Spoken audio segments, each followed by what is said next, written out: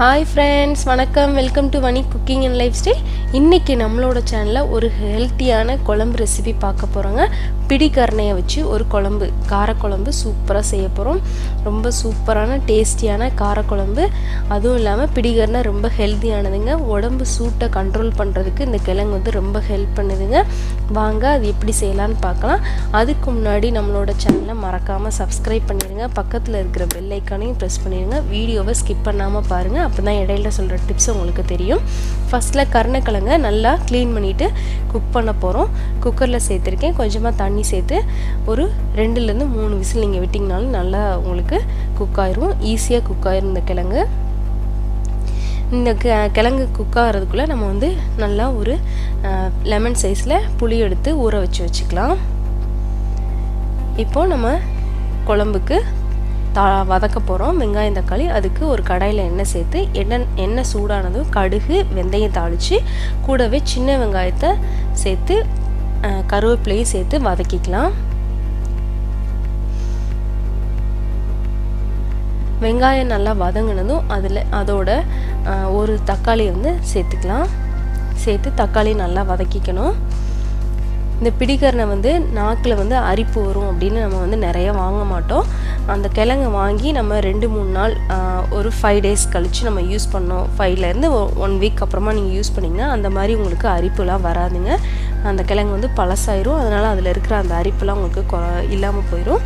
அதோடவே கூட கொஞ்சம் புளிப்பு அதிகமாக சேர்த்துக்கிட்டிங்கனாலும் அந்த மாதிரி உங்களுக்கு இருக்காது. ரொம்ப ஹெல்த்தியானது. இப்போ தக்காளி நல்லா வதங்கினதும் நம்ம குழம்பு மிளகாத்தூள் வந்து 2 ஸ்பூன் சேர்த்துருக்கோம். கூடவே கடையில் கிடைக்கிற சாம்பார் பவுடர் 1 ஸ்பூன் சேர்த்துருக்கேங்க. சேர்த்து நல்லா நம்ம வதக்கிக்கலாம். எப்போவுமே வந்து குழம்புக்கு வந்து இந்த மாதிரி மசாலா வந்து நீங்கள் நல்லா வதக்கிட்டு போட்டிங்கன்னா குழம்பு வந்து நல்ல ஒரு டேஸ்ட்டு கொடுக்கும் உங்களுக்கு. ட்ரை பண்ணி பாருங்கள். இப்போ இதை வந்து நான் குக்கருக்கு வந்து ட்ரான்ஸ்ஃபர் பண்ணிடுறேங்க. இல்லை நம்ம கடாயிலே பண்ணணுன்னாலும் பண்ணிக்கலாம், ஒன்றும் பிரச்சனை இல்லை. இப்போ இதோடவே நம்ம வந்து ஊற வச்ச புளியை வந்து நல்லா கரைச்சி அந்த தண்ணியை வந்து சேர்த்துக்கலாம். தண்ணியை வந்து இந்த குழம்புக்கு அளவாக சேர்த்துக்கோங்க. நிறைய சேர்த்திங்கன்னா குழம்பு தண்ணியாயிரும். அதனால் அளவாக சேர்த்துக்கோங்க. இந்த பிடிக்கரணை பார்த்திங்கன்னா நம்ம வந்து உடம்புல உள்ள ஹீட்டெல்லாம் கண்ட்ரோல் பண்ணுறதுக்கு உங்களுக்கு ரொம்ப ஹெல்ப் பண்ணும். அதே மாதிரி கான்ஸ்டிபேஷன் ப்ராப்ளத்துக்கு இது வந்து ரொம்ப ஹெல்ப் பண்ணும். இந்த உட்காந்தே வேலை பார்க்குறாங்க இல்லைங்களா, அவங்களுக்குலாம் வந்து சிஸ்டத்துக்கு முன்னாடி வேலை பார்க்குறவங்களுக்குலாம் சூடு வந்து அதிகமாகும். அதை கண்ட்ரோல் பண்ணுறதுக்கு இந்த கிழங்கு வந்து ரொம்ப ஹெல்ப் பண்ணும். இப்போ நான் வந்து புளியை கரைச்சதோட கருணக்கிழங்கு நல்லா தோல் உரித்து அதை நல்லா ஸ்லைஸ் பண்ணி சேர்த்து உப்பு சேர்த்து ஒரு 2 விசில் விட்டு எடுத்திருக்கேன். இப்போ ஓப்பன் பண்ணதுக்கப்புறம் நம்ம குழம்பு இப்படி தான் இருக்கும். இதில் நம்ம தேங்காய் வந்து அரைச்சி ஊற்றிருக்கேன். இது வந்து ஆப்ஷனல். தேங்காய் ஊற்றுறது வேணும்னா ஊற்றிக்கோங்க, இல்லை வேண்டாம் அப்படின்னா நீங்கள் அவாய்ட் பண்ணிக்கலாம். அப்பையும் நல்லாயிருக்கும் குழம்பு. தேங்காய் சேர்த்து நல்லா கொதிக்க விடணும்.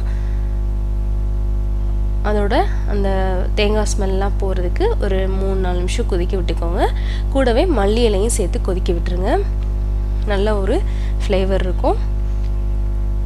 3-4 நிமிஷம் கொதித்து குழம்பு நம்ம இறக்கிடலாம். ஃபைனலாக தாளித்து ஊற்றிருக்கேன். எண்ணெயில் கடுகு வெந்தயம் கருவேப்பிலை அதோட பெருங்காயம் சேர்த்து தாளித்து ஒரு நிமிஷம் நீங்கள் கொதிக்க விட்டால் நம்ம காரக்குழம்பு பிடிக்கரணையை வச்சு காரக்குழம்பு சூப்பராக தயாராகிரும். ரொம்ப டேஸ்டியாக இருக்கும். ரைஸுக்கு செம காம்பினேஷன். ட்ரை பண்ணி பாருங்கள். ஹெல்த்தியான குழம்பும் கூட ட்ரை பண்ணி பாருங்கள். அப்படி உங்களுக்கு பிடிச்சிருந்ததுன்னா லைக் பண்ணுங்கள், ஷேர் பண்ணுங்கள், சப்ஸ்கிரைப் பண்ணுங்கள். அதோட உங்கள் கமெண்ட்ஸை எனக்கு சொல்லுங்கள். தேங்க்யூ ஃபார் வாட்சிங்.